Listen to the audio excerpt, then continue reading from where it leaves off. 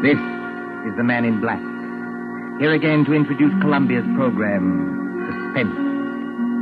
Our distinguished star this evening is that delightful gentleman, Mr. Roland Young, playing as author of detective novels, who invented his best plot when his life was at stake. With Mr. Young to play his long-suffering secretary is Miss Peggy Conklin. A story by John Dickson Carr in a somewhat lighter mood than is our habit, and called The Customers Like Murder, is tonight's tale of suspense. If you've been with us on these Tuesday nights, you will know that suspense is compounded of mystery and suspicion and dangerous adventure. In this series are tales calculated to intrigue you, to stir your nerves, to offer you a precarious situation, and then withhold the solution until the last possible moment. And so with The Customers Like Murder and the performance of Roland Young, we again hope to keep you in suspense. On a hot summer night in a village on the east coast of England, a famous writer of detective stories is dictating to his secretary.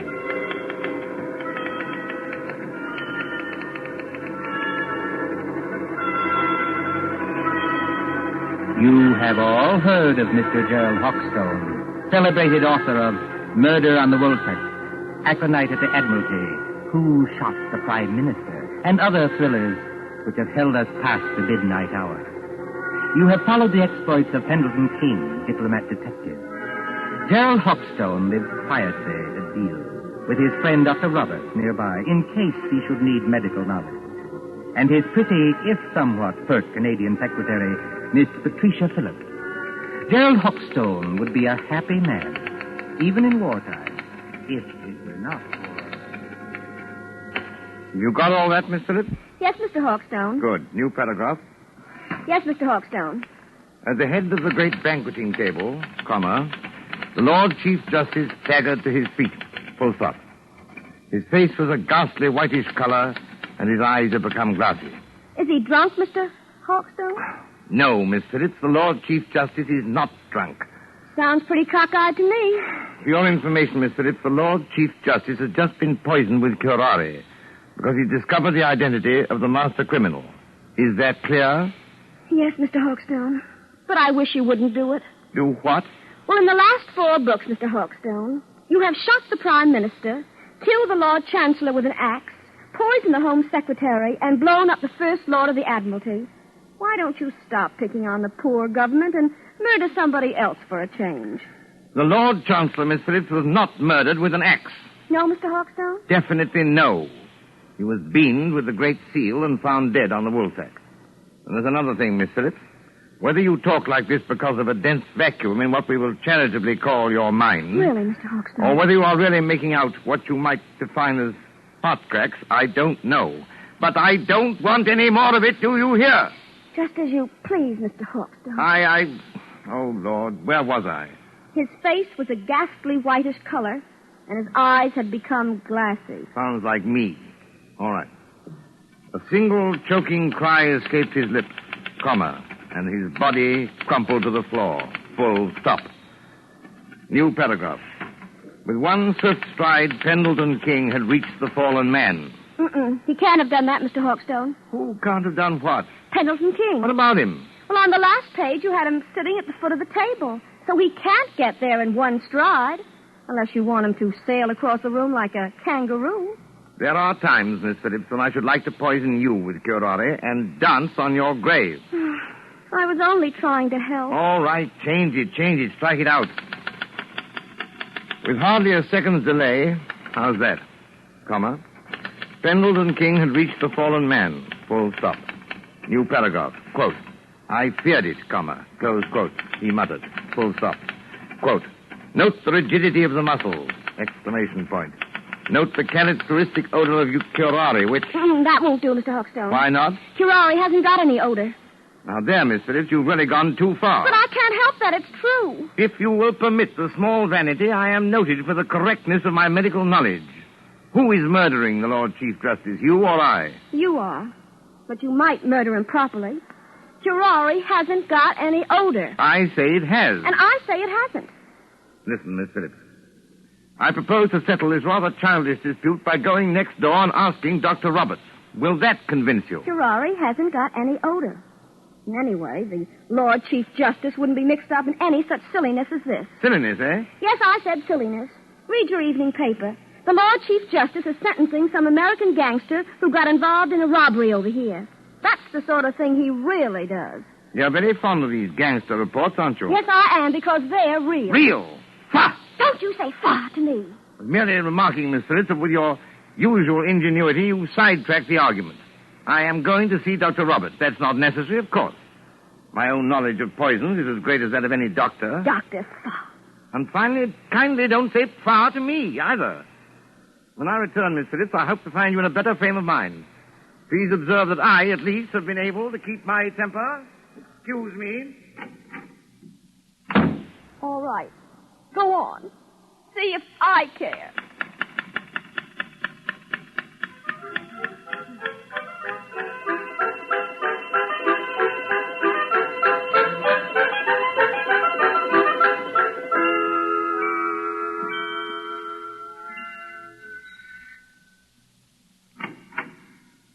Oh, excuse me, but... Good evening, Mr. Hawkstone.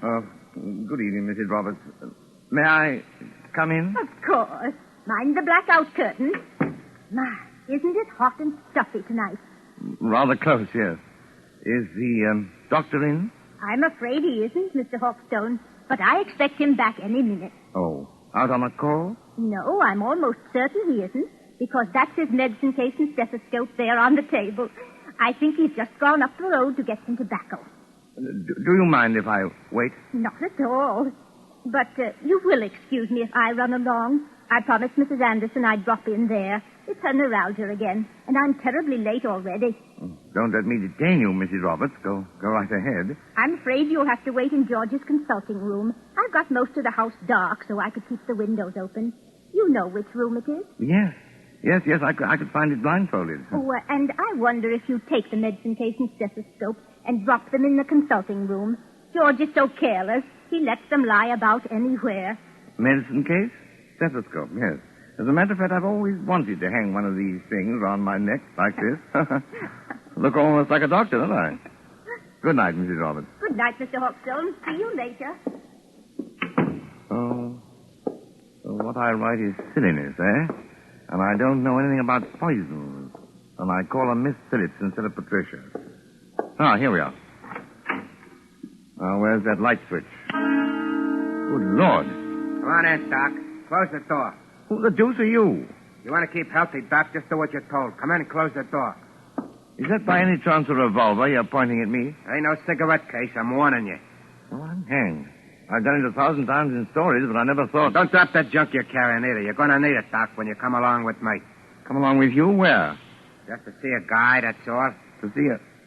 Oh, wait a minute. You don't think I'm the doctor? Now, look, Doc. I ain't got any time for gags, see? The boss says to bring you, so I bring you. There'll be a very sick man out there if you don't go. Yes, there'll be a very dead man out there if I do go. I tell you, old man, you're making a terrible mistake. Now, look, Doc. My name is Hawkstone. I live next door. I'm not a medical man, and Wait a I minute. never... Somebody's coming. Miss Phillips. Now then, Dr. Hawkstone, just look here in the encyclopedia. So you ain't the doctor, huh? That's done it. Just a real old-fashioned kidder, ain't you? Now, you keep quiet, lady. You know it's good for you. I know you. I've seen your picture. You're Big Louie Miller. Pretty smart dame you sure got that's here, him. Doc. Listen, Mr. Take Hawkstone. it easy, Miss Phillips. Big Louie Miller and Slats Kelly. Slats Kelly is the gang leader. Well, we're supposed to be friends of this gangster who's on trial in London now. But I hadn't heard they were in England. No, lady. Neither is anybody else. Now, for it. Who is this dame, Doc? Your niece? No, she's my secretary. She doesn't know anything about this. She seems to know too much about it, if you ask me. Come on, lady. You're going with us. Going? Where? Just for a little ride, lady. Just for a little ride.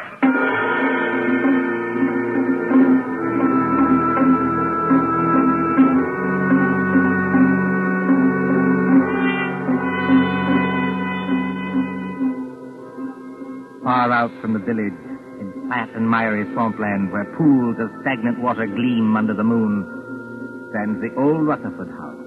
It is a desolate place, on the track of Field Marshal Goering's bombers when they crossed the coastline. But there are no searchlights here, and no guns. Only the heat on the glimmering marshes and the decaying, weather-boarded house as a motor car approaches. Drive straight ahead, Doc. Right around to the back of the house. Remember, I still got this rod against the back of your neck. As a matter of fact, Louis, I'm rather enjoying this. All except the murder. What murder? We ain't gonna bump anybody off. Maybe not you, old boy, but I am. Just wait till I get at your patient. I don't see how you can joke about this. I'm not joking, Miss Phillips. If Louis won't tell us what's wrong with the patient... Never you mind the patient, Doc. You just drive around here. Here, whoa. So... Right here. Oh. So this is the enchanted castle, eh? Climb out of here. Walk ahead of me over to that house. Come on, Miss Phillips. That's right, lady. You too. Come on. Hey, hold on, Doc. Grab a can of this cleaning fluid here. You can help me carry it in. Cleaning fluid? Yeah, there's 2 cans of it. If I can carry one, then I need my other hand for this rod. Come on. We ain't got all night. Get it out of the back seat. Professionally, this is a little out of my line of duty. What do you want with the cleaning fluid? The boss's suits get all messed up, so I clean them for him. I play nursemaid and everything around here. Come on now. Straight ahead. Stop asking questions. You got this place blacked out, Louis. If the police don't get you, the air raid warden will. Forget it, Doc. We got this place so sealed up, you can hardly breathe inside. In here? That's right, lady. Go ahead. I'll close the door. I can't see, old boy. Which way? Here. Set that can down and follow me. You too, lady. Right here, with the curtains hanging over the door. Now, I want you to meet the boss. So I open the curtain like this. Howdy, Doc. Come right in. Glad to see you. I've been expecting you. Glad to see you, old man. I imagine you're the celebrated Mr. Kelly. That's me, Doc. Flats Kelly to you. Glad to see you taking this nice and friendly. Louis, what's the idea of bringing in the dame? I couldn't help it, boy. How? She's as nice, see? She was with him, and she knew who I was. She did, eh? I don't know anything. All I want to do is to go home. That's all right, sister. You'll go home all nice and friendly. As soon as I've had a little talk with the doctor. A talk about what? Well, we're not what you might call comfortable here, Doc. Well, we've got flashlights, canned food, plenty of liquor, portable radio that works on a battery. So we managed to get along. You know what I mean? I said a talk about what? Well, that's it. That's what I'm going to tell you.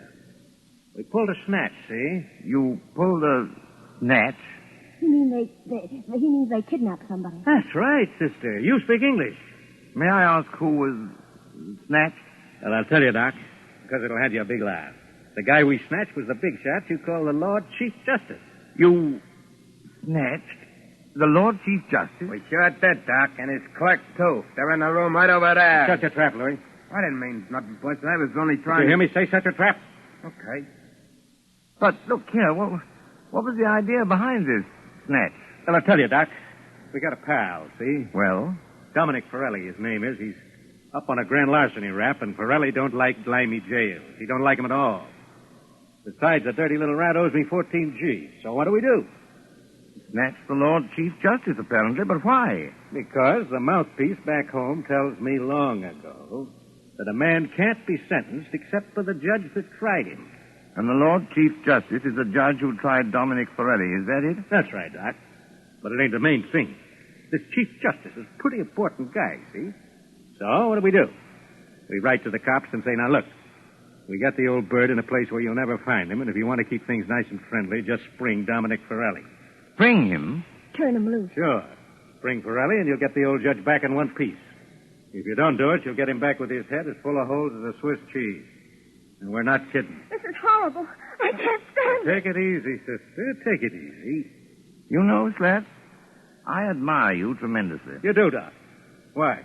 Because you've invented a crazier idea than I ever did. Just what do you mean by that crack, Doc? You don't honestly think the government will make a bargain with you. I sort of think they will, Doc. I sort of think they will. But what if they don't? It'll be just too bad for a lot of people. You know what I mean? Why wouldn't I like to give that judge a going over? Louis got a sort of a grudge against the old guy, Doc. Well, wouldn't you have? Louis' temperamental, see? He gets bored easy. So he says to the old guy and his clerk, he says, can you play poker? Just says, sure. So they play poker from 6 in the evening to 5 in the morning. What do you know? If the old judge don't win all Louis' dough. They rung in a cold deck on me. That's how they done it. They're a couple of crooks. Are you accusing the Lord Chief Justice of playing poker with marked cards? He won my dough, didn't he? Shut up, Louis. Okay, boss. Not that I blame Louis much. The things I've had to take from that judge. Well, that's where you come in, Doc. I was just wondering about that. Which one of them is... Hurt? There's nobody hurt. Not yet. Then what the devil do you want with me? I want them kept quiet so they don't keep trying to escape. We can't get tough with them, not until I get Forelli and my 14 Gs.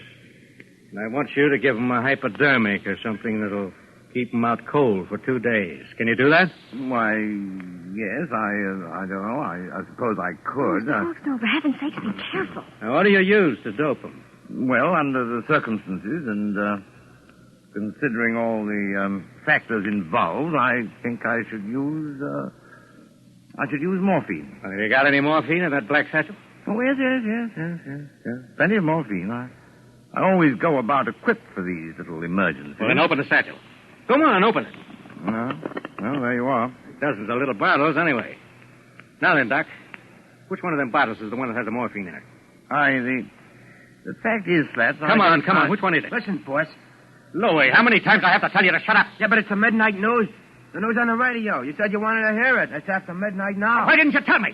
It's all right, boss. I switched the radio on. Well, then keep quiet, all of you. A couple of seconds now, you're going to hear some mighty sweet news. I wonder. So do I. Quiet. Lord Chief Justice. Hey, that's us, ain't it? The kidnappers, stated Superintendent Hadley of the CID, seem to entertain a belief that no sentence can be passed on a criminal except by the judge who tried him. Whatever may be the law in certain American states, this is not the case here. Dominic Forelli, alias Dominic Stevens, was today sentenced by Mr. Justice Stoneman to 14 years hard labor and this evening at a Dartmoor prison. Why, that One moment, please. double-crossing lawyer told me... Take it easy, boys. Take it easy. Kelly, he's as white as a ghost, and his mouth is twisting back as though... Here is a bulletin just received. Scotland Yard flying squad cars, assisted by the constabulary of the county, which for obvious reasons cannot be named, are closing in on the two kidnappers, believed to be men already wanted in the United States for murder.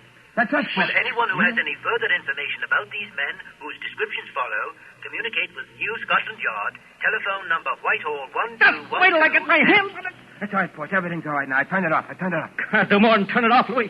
I'll fix that thing. Hey, what are you going to do, boss? Hey, don't bust the radio. Hey. Oh, you hadn't ought to bust the radio, boss. Now we can't get any news. We've had our news, Avery. Come on, put that light out. I want to look out the window. Oh, they're closing in. Tricia, you see, I can call you that. Why couldn't you have called me that weeks ago? Oh, well, putting that aside, I started it as half a joke. But I'm not joking now. I intend to get that rat-faced Slats if it's the last thing I ever do. It probably will be. But how are you going to? First, Pendleton King, my dear. He's got out of worse scrapes than... 14,000 bucks gone. And the cops on our tail while we stand here yapping. You heard what that radio said, Louis. Yeah, I heard it, all right. Look, boss, we better lamb out of here while Sure it's we time. will, Louis.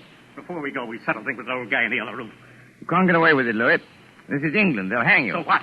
We got a murder rap a face in the States, ain't we? And I just as soon hang as fry. What about you, Louis? You said it, boss. Let me take this rod of mine, stick it against the back of the old guy's neck, and... No. No rod. That's too easy. Easy? Sure. One slug and it's all over. This guy rates special treatment. And that's where the doctor comes in. You know anything about poisons, Doc? I know a good deal about poisons. The customers like murder. What's that?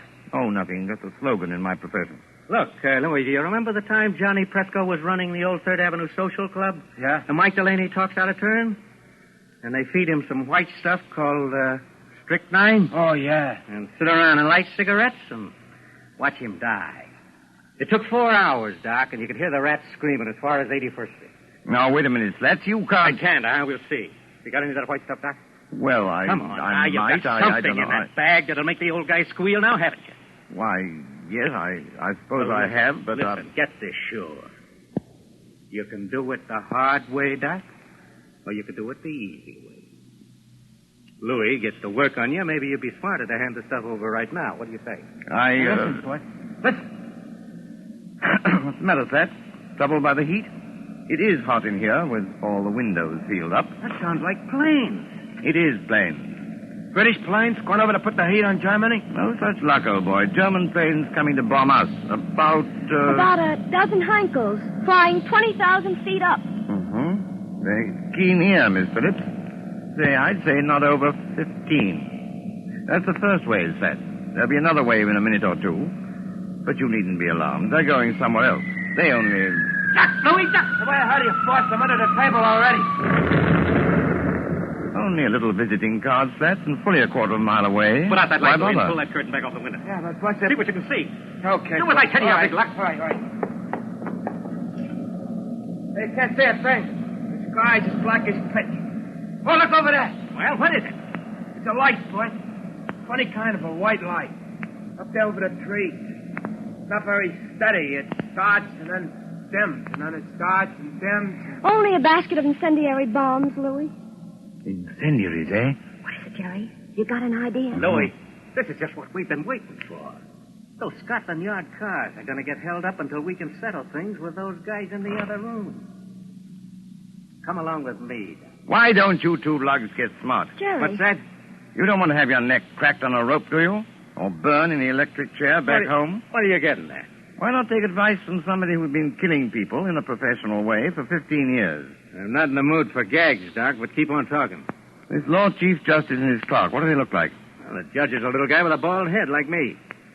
And the other one is a big guy with a punch-drunk pan like Louis. Why? I thought so. I've seen their photographs. When the next wave of planes comes over, and it will, why shouldn't an incendiary bomb hit this house? You mean you think it ain't too safe here? Be quiet, Louis. Go ahead, Doc. In other words, you leave the Lord Chief Justice and his clerk tied up in the other room. Then all you have to do is to set fire to the place. Justice cheated, Medlington gangsters die and blaze. Jerry Hawkstone, have you gone crazy? They may catch you eventually, yes. But it'll give you a few days' start. Hey, maybe you got something there, Doc. And it's got to look good. This house must go up like a piece of paper in a furnace, past any possibility of being put out. Yeah, and that's the catch. Why so? This house is in the middle of a swamp, see? It's as damp as your own climate. You couldn't make it burn with a blowtorch. Oh, yes, you could. Aren't you forgetting the cleaning fluid? Cleaning fluid? In that other room, you've got 2 gallons of cleaning fluid. That's benzene, a derivative of petrol. Soak every inch of the floor of that room with it, every inch of it, mind, and the place will go up like tinder. Well, it's worth a try, Louis. Turn on your flashlight. Okay, boss. And, what about you two, Doc? Afterwards? We're accessories, aren't we? Are we likely to talk? Better put a couple of slugs in them, boss, and drop them on the road. What's 1 or 2 more bumps in a spot like this? Maybe you're right at that. Well, anyway, Doc, thanks for a swell idea. You heard what the doc said, Louis. Get going with that cleaning stuff. Both of you had better do it, I'm warning you. Oh, why? Hear that? Because there isn't much time. Here they come. You can't have a fire start after the last wave of planes has gone over. Well, maybe you got something there, too. But I'll just take a little precaution first. What are you going to do? These are handcuffs, sister. 2 of the neatest pair of cuffs we ever swiped off a dumb cop. Now, I'll just lock your arms around the back of the chair, like this. And the doc's arms around the back of his chair, like this. And we'll get going. Come on, Louis, through the curtain. Okay, I'm coming, boss. Bye-bye, Mr. Hawkstone, and your lady friend. Be seeing you in the funny papers or in the morgue.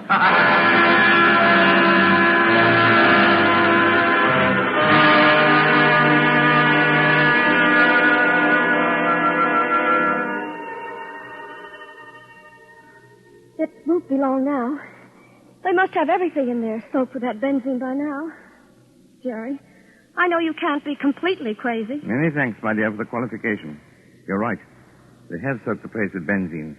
And if they strike a match before... I know you've got some kind of a scheme, but do you think it'll work? I don't know, my dear. I thought of it once for a story. Oh, you and your story. Me and my stories, as Louis will put it, may save our hides yet. But suppose it doesn't work. Then we're done for. What are you trying to do? There's a place you missed, boss. Yeah, I got Listen, Tricia. It's not working. But it's got to work. What's got to work? 5 minutes. Must be at least that. They've been pouring out that benzene an inch at a time all over the... What's the matter? Listen. What's the matter, you big lad? Can you stand up? Got me, boss. It's working, Patricia. I think our friends are licked. No, they're not. Slaps is coming back. What dirty trick are you trying to pull, Doc? What's the matter with Louis? What's the matter with me? You've lost the game, Slats. You're finished. Okay. I'm finished, am I? It's the benzene fumes, old man. To pour out a lot of cleaning fluid in an airtight room like that one is practically certain death. You know, Slet, you ought to learn more about crime. No, you won't, Slet. You can't reach your gun. The fumes have got you. You can't move your arms or legs. Your eyesight's going. In 1 second more, you'll be... Got him. Dead to the world. You mean... It worked, Patricia. It's practical. It worked. Are you trying to tell me that you killed those two men? Not necessary. Listen. That sounds like cars. Probably police cars. We're just about to be sensationally rescued, just like fiction. Jerry. Come on out of there. Come on in and get us, you lug. Oh, don't talk like Louis or we'll get a bullet through the head yet. Yes, that is a thought. We're prisoners. We're victims. This way, please. Mr. Sergeant, and I was never so glad to see a uniform in my life. Here now. What's going on in this place? Louis Miller knocked out in that room? And blimey, if it's not Slats Kelly knocked out in this room. Just a couple of mugs I polished off, Sergeant, all in the day's work. You mean they're dead? They'll be all right if you drag them out in the open air. Oh, I recognize you. You're the writer who was kidnapped tonight. Yes, and you will find the other snatches in that room. But first of all, have you got a key that'll unlock regulation police handcuffs? I certainly have, sir, and I'll get you loose in a jiffy. Never mind me, Sergeant. Never mind my handcuffs. Get this lady free. She's the one I'm concerned about. You know, that's awfully kind of you.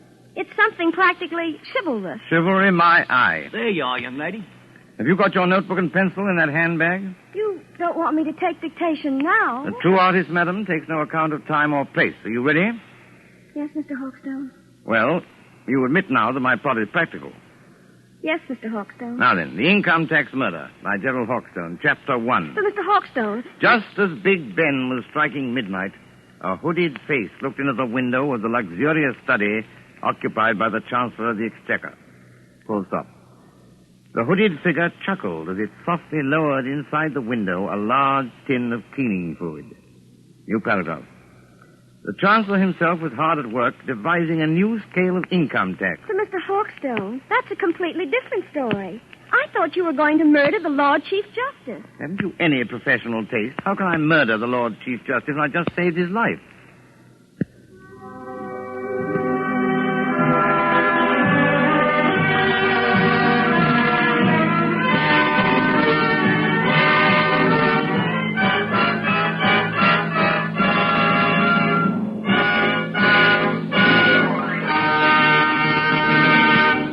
And so ends The Customers Like Murder, starring Roland Young with Peggy Conklin. Tonight's tale of suspense. This is your narrator, the man in black, who conveys to you Columbia's invitation to spend this half hour in suspense with us again next Tuesday, same time, when our story will be The Dead Sleep Lightly.